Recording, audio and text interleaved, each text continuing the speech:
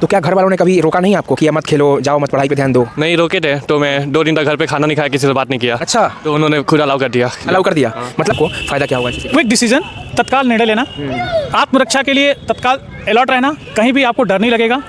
दूसरी चीज़ कि आप सेल्फ डिपेंड रहेंगे, आप किसी को हैंड लेकर नहीं चलेंगे।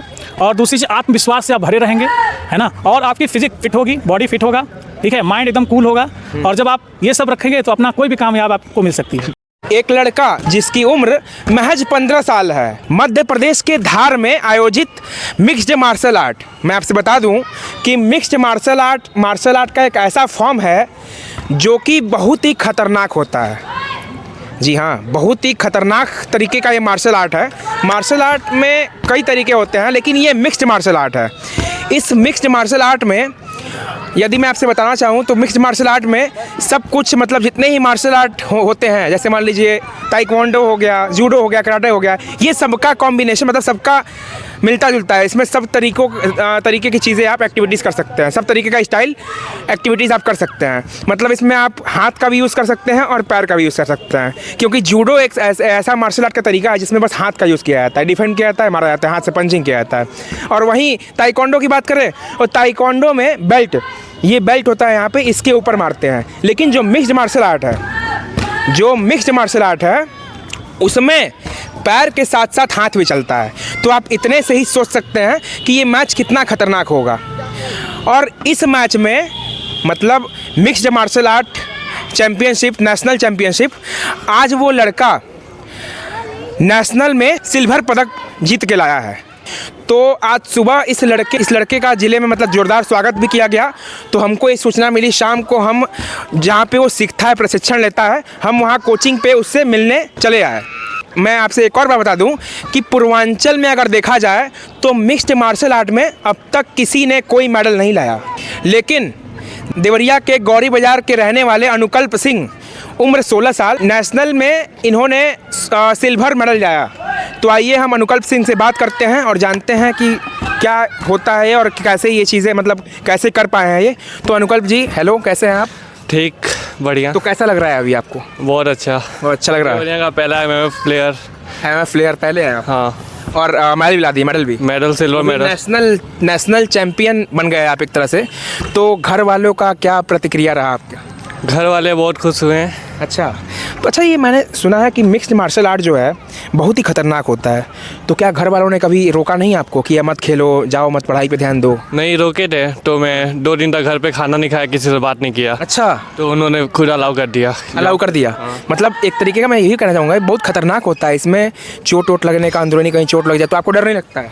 नहीं, उतना डर नहीं रहता है, बस अंदर जोश रहता है, हाँ मैं मार सकता हूँ, जीत सकता हूँ। तो आपने सब सीनियर खेला था कि सीनियर की कैडेट?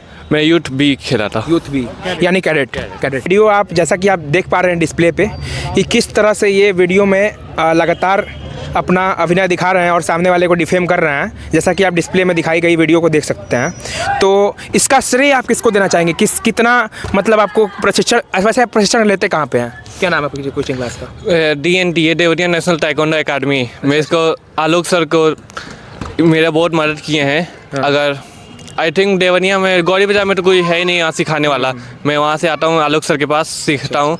और यहाँ पे सब बच्चे ताइक्वांडो सीखते हैं, बस मैं अकेला हूँ जो यहाँ पे MMA सीखता हूँ। अच्छा, MMA आप अकेले सीखते हैं? सर आपको मतलब प्रशिक्षण देते हैं?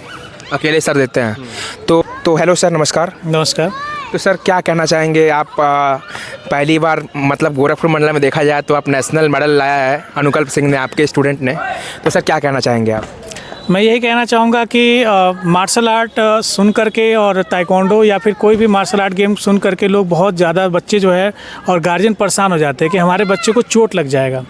लेकिन मैं बता दूं तो ये सिर्फ एक गेम रह गया है। इसमें अच्छे से हर चीज़ की इक्विपमेंट है, बहुत तरीके का गार्ड्स आ गया है जिससे मारने पर रोका जा सकता है। जैसे आर्म गार्ड, सिंग गार्ड, एडी supporter, chest guard, head guard. लेकिन मिक्स मार्शल आर्ट का मैं बता दूं, MMA, UFC जिसको बोला जाता है, इसमें कोई इक्विपमेंट नहीं है। चेस्ट गार्ड, हेड गार्ड नहीं है इसमें चेस्ट गार्ड, हेड गार्ड नहीं है, कोई इक्विपमेंट नहीं है, बस एडी सपोर्टर और लेग गार्ड और सिर्फ हाथ में ग्लव्स है। तो सर हेड गार्ड तो मिलते होंगे ना उसमें? नहीं, इसमें हेड गार्ड भी इशू नहीं होता, बस ओनली फॉर टूथ गार्ड है। टूथ गार्ड, अच्छा सर, वो जो केज में होते हैं शायद उसी बात करेंगे। बिल्कुल, सुल्तान जो फिल्म बनी थी, अच्छा, उसी से इंस्पायर होकर के मैंने भी इसको किया और उसके बाद बच्चों को भी बताया।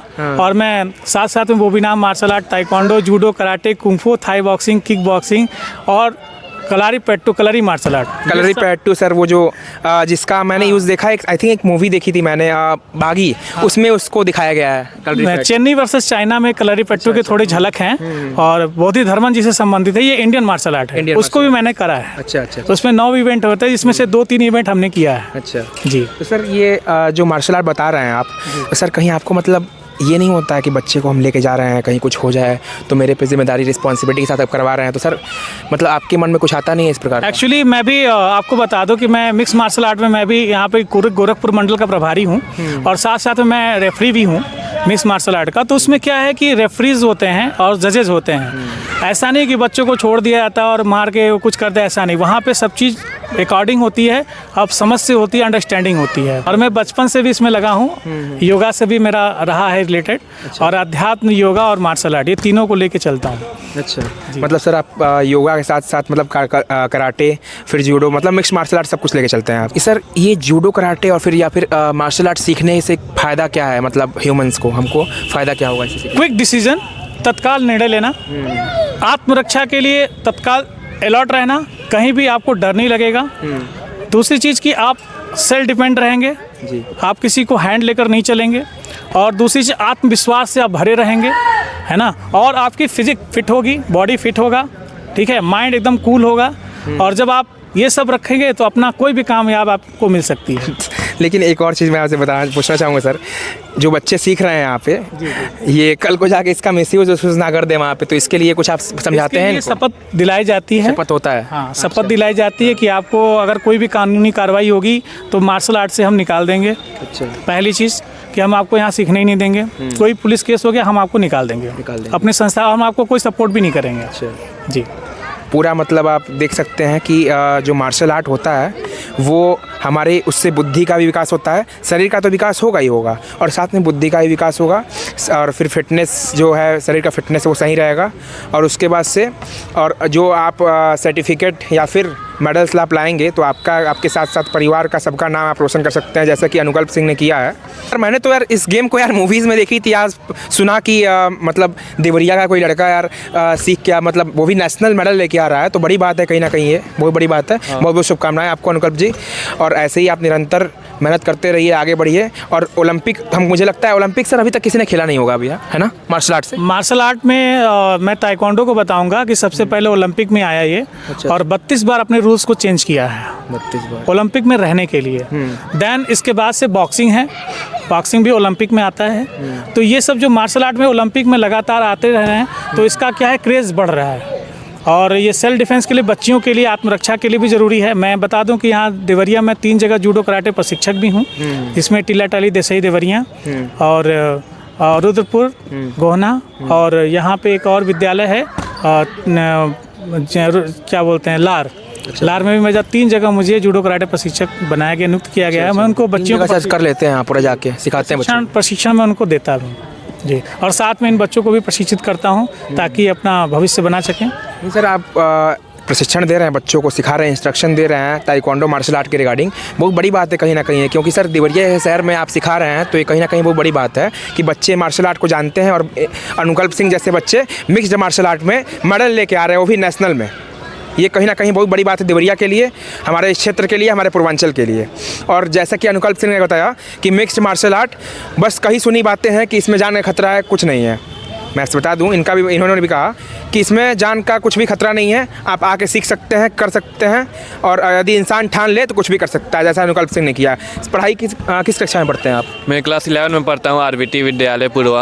अच्छा, RBT विद्यालय में मतलब 10th क्लास में पढ़ते, 11th में पढ़ते हैं आप, तो पढ़ाई के साथ साथ आप करते हैं? पढ़ाई के साथ मुझे पढ़ाई से ज़्यादा इसमें इंटरेस्ट है। अच्छा, तो मतलब पढ़ाई के साथ तो कर ही रहे हैं ना? हाँ, कर लेते हैं, पूरा हो जाता है, मैनेज हो जाता है। यहाँ से घर जाते जाते मुझे स्कूल से घर आता हूँ 2-3 बजे, फिर वहाँ से देवरिया आता हूँ, फिर यहाँ 7 बजे तक सीखता हूँ, फिर घर जाता हूँ, खाना खा के सो जाता हूँ। मैं पढ़ने का रूटीन सुबह में होता है। अच्छा। 2 से 6। मैं आपसे बता दूं कि ये जो लड़का अनुकल्प सिंह है, ये करीबन आपको पता है ये प्रशिक्षण लेने कितना दूरी से आता है। ये करीबन हमेशा प्रशिक्षण शाम को लेते हैं ये, और कम से कम हम तो 20 किलोमीटर तो मान लीजिए इनका 20 किलोमीटर तो ये कर रहे हैं, ये 20 किलोमीटर दूर इनका घर है। फिर भी ये लड़का इतनी ठंड है, ठंड में भी प्रशिक्षण लेने प्रतिदिन आता है सर के पास। और जो कि आज मैच खेल के आए हैं फिर भी सर के पास प्रशिक्षण लेने आया है। सोचिए आप कितना मतलब ये मेहनत कर रहा है। उसी मेहनत का फल है कि आज ये नेशनल में सिल्वर पदक लेके आया है, आज जिले का नाम रोशन किया। पेरेंट्स का क्या प्रतिक्रिया पेरेंट्स रहा? भी बहुत खुश रहे, पेरेंट्स के रिलेटिव भी बहुत खुश थे, सब कांग्रेचुलेसन बोले। कांग्रेच किए आपको, है ना? तो खुश हैं आप? हाँ, चलिए बहुत बहुत शुभकामनाएं आपको। नेक्स्ट राइड आएगा मेरा गोल्ड मेडल रहे। वाह, अगली बार गोल्ड लेके आइए। वैसे भी आपने सिल्वर लेके आया, बहुत बड़ी बात है। पूर्वांचल में अभी तक मिक्स्ड मार्शल आर्ट में कोई जानता ही नहीं था मिक्स्ड मार्शल आर्ट क्या होता है, कोई नहीं जानता था, लेकिन आप इसमें मेडल लेके आए, कहीं ना कहीं वो बड़ी बात है देवरिया के लिए और हमारे पूर्वांचल के लिए। तो ये वही मेडल है जो अनुकल्प सिंह ने नेशनल मिक्स्ड मार्शल आर्ट में प्राप्त किया है और जीता है। ये आप मेडल देख सकते हैं, और ये सर्टिफिकेट इनको वहाँ से दिया गया है सर्टिफिकेट। तो बाकी हम आपको किक दिखाना चाहेंगे कि बच्चे किस प्रकार से किक चलाते हैं यहाँ पे, और किस प्रकार से मतलब इनका प्रशिक्षण इनको दिया जाता है।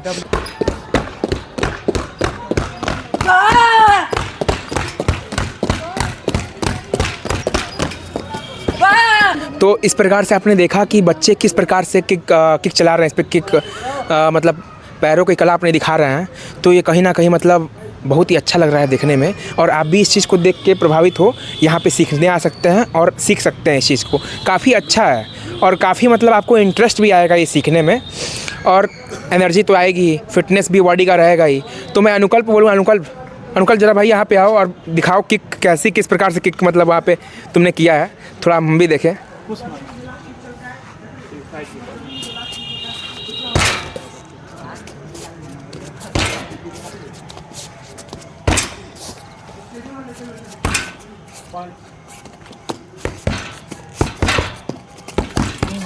ये आप पंच तरीका देख सकते हैं। इसका नाम मैंने संस्था का नाम रखा है, जिसका नाम है DNTA, Deoria national taekwondo academy. क्योंकि हर बच्चे का सपना होता है कि मैं नेशनल लेवल, इंटरनेशनल लेवल तक खेलूं। तो कम से कम देवरिया के जो जनता है, जो लोग हैं, जो उनके बच्चे हैं, कम से कम नेशनल लेवल तक तो करें, ताकि उनको नौकरियां बड़ी आसानी से मिल जाते हैं। यहाँ पे लोग क्या करते हैं कि हाई स्कूल इंटर किए और उसके बाद चले गए, बच्चों को भेज दिए चलो कमाओ। स्पोर्ट्स कोटा तो सरमाया रखता है ये गवर्नमेंट जॉब। मैं जानता हूँ कि स्पोर्ट कोटा अगर कमाना ही है तो स्पोर्ट कोटा से इतनी सारी वैकेंसियाँ निकल रही हैं, जो इंटर लेवल के बाद स्पोर्ट्स में अगर नेशनल खेला है बच्चा तो ऑटोमेटिक उसको स्पोर्ट कोटा से इसकी नौकरी लग जाती है। इस चीज़ से लोग अनजान भी हैं और ये सुविधाएं मतलब मिल भी नहीं पाती हैं कहीं ना कहीं उन लोग को। बिल्कुल ये बात यहाँ पे देवरिया के लिए बहुत गर्व की बात है कहीं ना कहीं कि सर आलोक सर यहाँ पे प्रशिक्षण दे रहे हैं। तो सर क्या कहना चाहेंगे आप, मतलब जो बाकी जो दर्शक हैं हमारे, मतलब देखने वाले, उनको क्या कहना चाहेंगे आप? गार्जियन को जागरूक होना चाहिए और बच्चे कम से कम नेशनल लेवल तो खेलें, ताकि उनको उसका वेटेज मिले, और अगर उनको वेटेज मिलेगा तो नौकरी में भी वेटेज छूट मिलेगी। साथ में उनको जो है परसेंटेज कुछ फीस भी माफ़ होता है। हमारे कई स्टूडेंट हैं जो अब उनको रेलवे में भी लगे हैं, ठीक है। कई स्टूडेंट हमारे जो है आगे आकर के अपना आगे बढ़े हैं, जिसमें रेलवे में है, सिपाही में है, दरोगा में है, और बहुत सारे काम कर चुके हैं, ठीक है। और कहने का मतलब है मैं खुद स्पोर्ट कोटे से मैंने भी किया है, तो मुझे भी छूट मिला, लेकिन मैं उसका लाभ नहीं ले पाया, क्योंकि मैं 28 एज के बाद मेरे परिवार ने कहा कि अब तुम जो चाहो वो कर लो। अच्छा। मैं बचपन से करता रहा और चोरी छुपे करता रहा, लेकिन मुझे छूट ज़्यादा नहीं दिया गया। लेकिन फिर बाद में मेरे पिताजी ने मेरा सपोर्ट किया कि अच्छा करो जो करना हो, लेकिन पढ़ाई जरूर। बहुत बहुत धन्यवाद सर। तो बहुत बहुत शुभकामनाएं भी आपको कि आपके स्टूडेंट ने इतना अच्छा अभिनय किया और देवरिया का होकर देवरिया में पहली बार पूर्वांचल रीजन में मेडल लाया। तो बहुत बहुत शुभकामनाएं आपको भी और अनुकल्प जी आपको भी। तो इसी हिसाब से आपने देखा कि अगर कोई ठान ले तो क्या कुछ नहीं कर सकता। जिस लड़के के घर पे कोई तैयार नहीं हुआ था, जैसा कि आपने सुना, उसके मम्मी पापा रेडी नहीं थे इस गेम में उसको भेजने के लिए, लेकिन फिर भी उसने ठान लिया मुझे करना है तो करना है। और आज का वो दिन है जब वो मेडल लेके आया तो उसके घर वाले खुशी से खिल उठे। तो इसी के हिसाब से देखते रहिए क्रीधार न्यूज़। मैं विकास सिंह विदा लेता हूँ, धन्यवाद।